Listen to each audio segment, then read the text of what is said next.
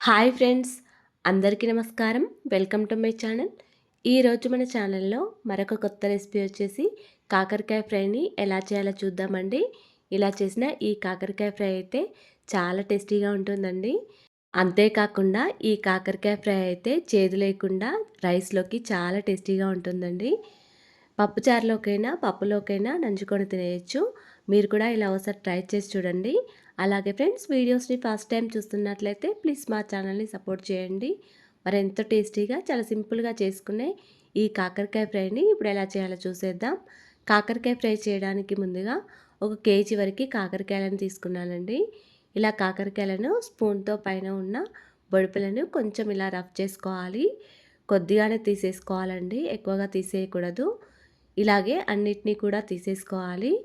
తర్వాత కాకరకాయలన్నిటినీ కూడా ఇలా ముక్కలుగా కట్ చేసుకొని ఉప్పు వేసిన వాటర్లో వేసుకోవాలి. ఇలా సాల్ట్ వాటర్లో వేయడం వల్ల మనకి కాకరకాయ ఫ్రై అనేది చేదుగా ఉండదండి. కాకరకాయ ముక్కలన్నిటినీ కూడా ఇలా సన్నగా పొడుగ్గా కట్ చేసుకున్నానండి. మీరు కావాలనుకుంటే రౌండ్గా అయినా కట్ చేసుకోవచ్చు. ఇలా కట్ చేసుకున్న ఈ కాకరకాయ ముక్కలన్నిటినీ కూడా సాల్ట్ వాటర్లో నుంచి స్ట్రైనర్లోకి వేసుకోవాలి. ఇలా స్ట్రైనర్లో వేయడం వల్ల మనకి కాకరకాయ ముక్కల్లో ఉన్న ఎక్స్ట్రా వాటర్ అంతా కూడా పోతుందండి. తర్వాత స్టవ్ ఆన్ చేసుకొని ఒక కడాయి పెట్టుకొని కడాయిలో 2 లేదా 3 టేబుల్ స్పూన్ల వరకు ఆయిల్ వేసుకోవాలి. ఈ కాకరకాయ ఫ్రైకి కొద్దిగా ఆయిల్ ఎక్కువగానే పడుతుందండి. ఇలా ఆయిల్ వేడైన తర్వాత మనం కట్ చేసుకొని పెట్టుకున్న కాకరకాయ ముక్కలన్నిటిని కూడా వేసుకోవాలి. కాకరకాయ ముక్కలన్నిటిని కూడా ఆయిల్లో వేసిన తర్వాత గరిటెతో ఇలా కలుపుకుంటూ ఉండాలండి. స్టవ్ని హై ఫ్లేమ్లో పెట్టుకుంటూ కలుపుకుంటూ ఉండాలి. ఈ కాకరకాయలు ఫ్రై కావడానికి కొద్దిగా టైం ఎక్కువగానే పడుతుందండి. మధ్య మధ్యలో కలుపుకుంటూ ఇలా స్టవ్ని హై ఫ్లేమ్లో పెట్టుకుంటూ ఉండాలండి. ఈ కాకరకాయ ఫ్రై చేసేటప్పుడు కడాయి పైన మూత అసలే పెట్టకూడదండి. ఎందుకంటే కాకరకాయ ముక్కలు అనేవి మెత్తబడతాయి. అందుకే మూత పెట్టకుండా ఫ్రై చేసుకోవాలి. కాకరకాయ ముక్కలు ఈ విధంగా కొద్దిగా ఫ్రై అయిన తర్వాత దీనిలోకి 1 టీ స్పూన్ వరకు జీలకర్ర ఆవాలు, కొద్దిగా కరివేపాకు వేసుకొని ఫ్రై చేసుకోవాలి. ఈ కాకరకాయ ఫ్రైలో కరివేపాకు ఫ్లేవర్ చాలా బాగుంటుందండి. చాలా టేస్టీగా ఉంటుంది. అలాగే మనం జీలకర్ర అనేది పోపులో వేయకుండా ఇలా కాకరకాయ ముక్కలు సగం ఫ్రై అయిన తర్వాత వేస్తే మనకి జీలకర్ర మాడిపోకుండా ఉంటుందండి. ఇలా కరివేపాకు వేసిన తర్వాత మొత్తం అంతా ఒకసారి కలుపుకోవాలి. స్టవ్ని హై ఫ్లేమ్లో పెట్టుకుంటూ కాకరకాయ ముక్కలను మంచిగా ఫ్రై చేసుకోవాలి. ఇప్పుడు దీనిలోకి ఒక 10-15 వరకు వెల్లుల్లి రెబ్బల్ని ఇలా కచ్చా పచ్చాగా దంచుకొని వేసుకోవాలండి. కొన్ని వెల్లుల్లి రెబ్బలు ఎక్కువగానే వేసుకోవాలి. అప్పుడే ఈ కాకరకాయ ఫ్రై అనేది టేస్టీగా ఉంటుంది. ఈ వెల్లుల్లి రెబ్బలు కొంచెం కాకరకాయ ముక్కలన్నిటినీ కూడా పక్కకి అనుకొని ఆయిల్లో కొద్దిగా ఫ్రై చేసుకోవాలి.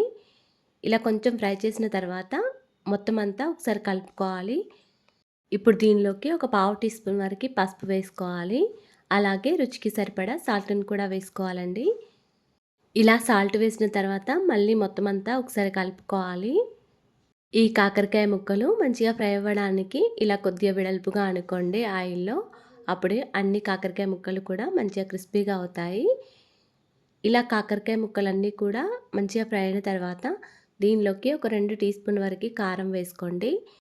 ఈ కాకరకాయ ఫ్రైలోకి కొంచెం కారం ఎక్కువగానే ఉండాలండి. ఇలా కారం వేసిన తర్వాత మొత్తం అంతా ఒకసారి కలుపుకోవాలి. కారం వేసిన తర్వాత మొత్తం అంతా ఒకసారి కలుపుకొని స్టవ్ ఆఫ్ చేసుకోండి. కారం ఆయిల్లో మాడిపోతే మనకి కాకరకాయ ఫ్రై అనేది టేస్టీగా ఉండదండి. అందుకే కారం వేసిన వెంటనే కలుపుకొని స్టవ్ ఆఫ్ చేసుకోండి. అంతేనండి, ఎంతో టేస్టీగా సింపుల్గా చేసుకునే కాకరకాయ ఫ్రై రెడీ అయిపోయింది. ఇలా మీరు ఒకసారి ట్రై చేసి చూడండి. ఇలా చేసిన ఈ కాకరకాయ ఫ్రై అయితే రైస్లోకి చాలా టేస్టీగా ఉంటుంది. ఎప్పుడైనా పప్పుచారు లేకపోతే పప్పు చేసుకున్నప్పుడు ఇలా చాలా సింపుల్గా ఈ కాకరకాయ ఫ్రై క్రిస్పీగా చేసుకొని తినేయచ్చండి. అలాగే ఫ్రెండ్స్, మా ఛానల్ని ఇంతవరకు సబ్స్క్రైబ్ చేసుకోకపోతే సబ్స్క్రైబ్ చేసుకోండి. వీడియో కనుక నచ్చినట్లయితే ఒక లైక్ చేయండి అండ్ షేర్ చేయండి. ప్లీజ్ మా ఛానల్ని సపోర్ట్ చేయండి. Thanks for watching.